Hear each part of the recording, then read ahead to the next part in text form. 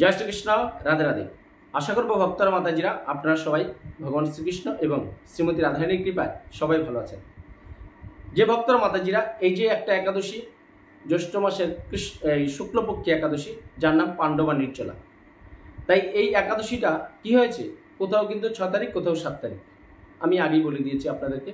কিন্তু অনেকে আমাদেরকে প্রশ্ন করছেন বা অনেকে কমেন্ট করছেন, অনেকে ফোন করে জানতে যাচ্ছেন যে প্রভু, অনেক ক্যালেন্ডারে লেখা 6 তারিখ, আপনারা কেন 7 তারিখ বলছেন? ভারতে একাদশী, বাংলাদেশে 7 তারিখ কেন একাদশী? হ্যাঁ, আমেরিকা, ইউরোপ কিছু কান্ট্রিতে কেন 6 তারিখ একাদশী? এরকমটা কেন হয়? একটা পৃথিবীতে মধ্যে তো আমরা বসবাস করছি, কিন্তু কোথাও 6 তারিখ একাদশী, কোথাও 7 তারিখ কেন হয়? তাই আমরা শাস্ত্রে কি পেয়েছি? এই একাদশীটা কি? বেঞ্জলি মহাদ্বাদশী সংযুক্ত একাদশী। তাই অনেকে বুঝতে পারে না যে বেঞ্জলি মহাদ্বাদশী কি। একাদশী নিয়ে অনেক 10 থেকে 12টার মাহাত্ম্য আছে। কোনোটা পক্ষবর্ধিনী, কোনোটা মহাদ্বাদশী, কোনোটা ব্যঞ্জনী, হ্যাঁ, এরকম কিছু। তো আজকে এই ভিডিওতে আপনি জানতে পারবেন যে বেঞ্জলি মহাদ্বাদশী একাদশীর মাহাত্ম্যটা কি, মানে এর বিশ্লেষণটা কি। আপনি কোন কথাগুলো শ্রবণ করলে, কোন কথার মাধ্যমে জানতে পারবেন যে এটা বেঞ্জলি মহাদ্বাদশী সংযুক্ত একাদশী। মনে করেন অনেকে একাদশী করছেন, আপনাকে যদি কেউ জিজ্ঞাসা করে যে আমরা তো 6 তারিখ করবো, আপনারা কেন 7 তারিখ করবেন? অনেকেই বলতে পারে। তখন তো আপনি বলবেন যে না, এটা তো প্রভুরা বলে দিয়েছে বেঞ্জলি মহাদ্বাদশী সংযুক্ত একাদশী। তো তখন যদি আপনি বেঞ্জলি মহাদ্বাদশী সংযুক্ত একাদশীর সম্পর্কে তাদেরকে বিশদভাবে এবং সুন্দরভাবে শাস্ত্রীয় ব্যাখ্যাটা করতে না পারেন, তাহলে কি হবে? আপনাকে হয়তো খারাপ ভাববে বা আপনি হয়তো মন গড়া একাদশী করছেন। তাই সবার মনের অন্ধকার এবং মনের দ্বন্দ্বটা দূর করার জন্যই আমি আজকে ইউটিউব চ্যানেল কৃষ্ণকথা সুজিতনার মাধ্যমে বেঞ্জলি মহাদ্বাদশী সংযুক্ত একাদশী কি, সেই মাহাত্ম্যটা নিয়ে আপনারা উপস্থিত হয়েছি। আপনারা শুরু থেকে শেষ পর্যন্ত এই ভিডিওর কথাটা শ্রবণ করুন। তাহলে আপনার কাছে কেউ জানতে চাইলে যে বেঞ্জলি মহাদ্বাদশী সংযুক্ত একাদশী কি, সেই সম্পর্কে তুমি আমাকে একটু সংক্ষিপ্তভাবে বিশ্লেষণ করো, আপনিও তাদেরকে শ্রবণ করে শোনাতে পারবেন। তাই ইতিমধ্যে যারা আমাদের এই কৃষ্ণকথা সুজিতনার চ্যানেলটা সাবস্ক্রাইব করেছেন, তারা অবশ্যই ভগবান শ্রীকৃষ্ণ এবং শ্রীমতী রাধারানীর কৃপা সংগ্রহ করবেন। যারা নতুন ভক্ত ভিউয়ার্স মাতাজি আছেন, সবার চরণে প্রণতি নিবেদন, আপনারা আমার এই চ্যানেলটা সাবস্ক্রাইব করে বেল আইকন অন করে অল করে রাখুন। তাহলে আপনি পৃথিবীর যেখানেই থাকবেন, ঘরে বসে সুন্দর নির্মল বাংলা ভাষায় একাদশী এবং ভগবান শ্রীকৃষ্ণের সমস্ত মাহাত্ম্য সুন্দরভাবে শ্রবণ করতে পারবেন। তাই এখন আসি মূল পর্বে, যে এই একাদশীটিকে কি বলা হয়েছে? যে বছরের সেরা একাদশী, মানে সর্বশ্রেষ্ঠ একাদশী। কেন? অনেকেই বিভিন্ন কারণে, পারিবারিক প্রতিকূলতার কারণে, হ্যাঁ, বা কাজের চাপে, কলিযুগে, হ্যাঁ, পরিশ্রমের চাপে আমরা একাদশী করা ভুলে যাই। তাই শাস্ত্রে বলেছে যে কেউ যদি বছরে 24টা একাদশী করতে নাও পারে, তারাও যদি নিষ্ঠা সহকারে নির্জলা থেকে এই জ্যৈষ্ঠ মাসের শুক্লাপক্ষিয়া পাণ্ডবা নির্জলা একাদশী ব্রত করে, তাহলে সকল 24টা একাদশীর 23টা বাকি যে থাকে, 23টা একাদশী ব্রতের ফল আপনি সঞ্চয় করতে পারবেন। তাই এত সুন্দর এবং খুব সহজ সুযোগটা আপনি কেন হাতছাড়া করবেন? আমরা যেহেতু প্রচার করছি, আপনাদেরকে সঠিক শাস্ত্রীয় কথাগুলো জানানোর জন্য আমরা ইউটিউবের মাধ্যমে প্রচার করি। তাই আপনি আজকে শ্রবণ করুন যে এই পাণ্ডবা নির্জলা একাদশীটা যে বেঞ্জলি মহাদ্বাদশী সংযুক্তা কেন। আগে জানতে হবে বেঞ্জলি মহাদ্বাদশী কি। শাস্ত্রে কি বলেছে? যে সূর্যোদয় থেকে আরম্ভ করে একাদশী পূর্ণ হলে এবং দ্বাদশীও পূর্ণ হয়ে তার পরের দিন ত্রয়োদশীতে কিছু অংশ থাকলে ওই দ্বাদশীকে বেঞ্জলি বলা হয়। এক্ষেত্রে একাদশী না করে ওই দ্বাদশীতেই উপবাস করতে হবে। পরের দিন দ্বাদশীর মধ্যেই পালন করতে হবে, ত্রয়োদশীতে পালন নিষেধ। কি বলেছে? যে একাদশী তিথিটা একাদশী দিন সম্পূর্ণ থেকে, দ্বাদশীতেও সম্পূর্ণ থেকে, ত্রয়োদশীতে সামান্য স্পর্শ করে, সেটা কি হয়? বেঞ্জলি মহাদ্বাদশী হয়। সেটা কি হয়? একাদশী দিন ব্রত না করে দ্বাদশীতে ব্রত করতে হয় এবং দ্বাদশী থাকতে থাকতেই আপনার পালনা করতে হবে। যদি কেউ ত্রয়োদশীতে পালনা করে, তাহলে কি হয়? একাদশী ভঙ্গ হয়ে যায়। যার কারণে দেখবেন এই একাদশী পালনার সময়সূচি একদম সংকীর্ণ। মোটামুটি সারা বিশ্বেই 7টা 30-এর মধ্যে পালনা কমপ্লিট করতে হবে। 7টা 20-র মধ্যে, ভক্তরা মাতাজিরা, আমি ভুল বলেছি, 7টা 20-র মধ্যে মোটামুটি আপনার 5টা 5:15 থেকে শুরু হবে পালনা। সারা পৃথিবীতে এক এক জায়গায় এক এক সময়। আমার কৃষ্ণকথা সুজিতনার চ্যানেলে পালনার সময় চার্ট দেওয়া আছে, আপনারা দেখে নেবেন। তাই কি হতে হবে? 7টা 20-র মধ্যে আপনাকে পালনা কমপ্লিট করতে হবে। সেটা কি হয়? ত্রয়োদশী না হয়ে দ্বাদশীতে থেকে যাচ্ছে। এটা একদম শাস্ত্রে সুন্দর করে লেখা আছে।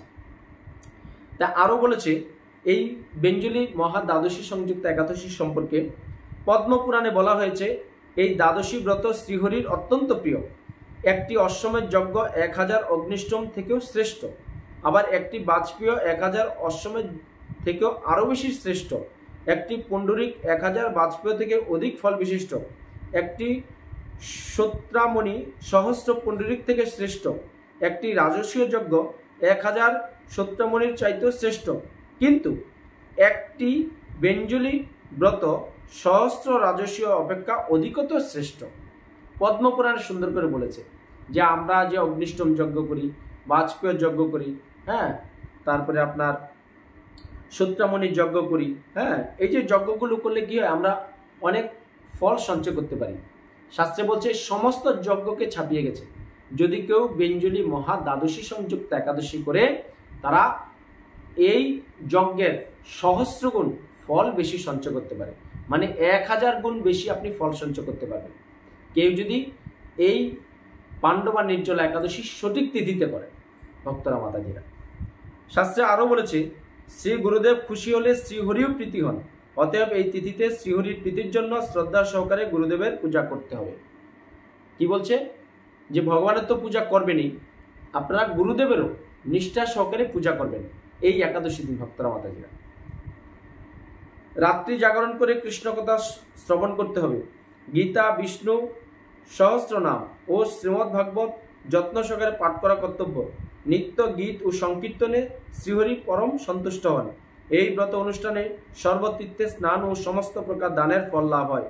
পূর্ব জন্মাঞ্জলিত পর্বত সমান পাপ রাশিও এই ব্রত পালনেই নষ্ট হয়ে যায়। কোনটা? এই বেঞ্জলি মহাদ্বাদশী করলে।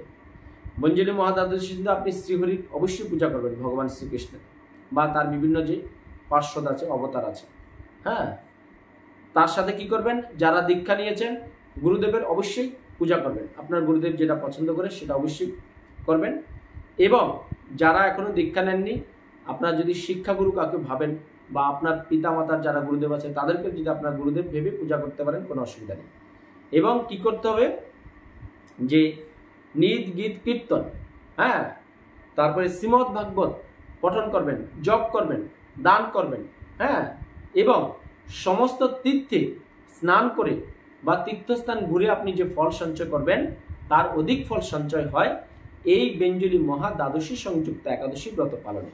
তাহলে ভক্তরা মাতাজিরা দেখেন, আমরা যদি জেনে যে আমরা কথাগুলো প্রচার করলাম যে আগামী আপনার কোথাও 6 তারিখ, কোথাও 7 তারিখে একাদশীটা, আমাদের ভারত বাংলাদেশে কোনো অসুবিধা নেই, আমরা 7 তারিখ একাদশী করব।